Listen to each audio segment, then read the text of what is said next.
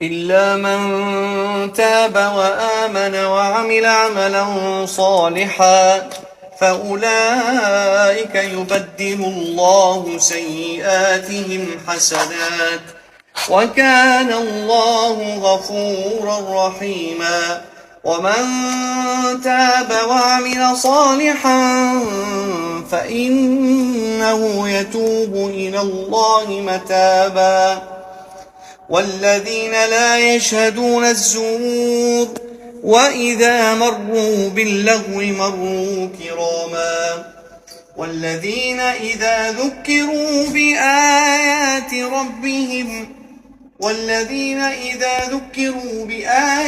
ربهم لم يخروا عليها صما وعميانا.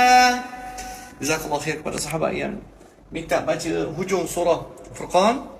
Teman-teman rahmati Allah, saya nak tunjuk satu perfume yang bau dia sangat sedap. Bau dia semerbak wangian yang memang menyusuk kalbu. Apa rasa tak? Sedap Masya Allah, dia punya kasturi hitam. Ya salam. Oh, tapi saya lupa nak cakap. Kalau nak letak atas baju putih, kena peringat. Sebab dia boleh melekat, sebab dia kasturi kan. Ni macam kasturi ni lah. Sama macam kasturi hitam kasturi Al-Ghazal. Cuma kita buat dalam bentuk perfume. Sama kita buat. Dia tengok abang dekat sikit abang. Tengok ni.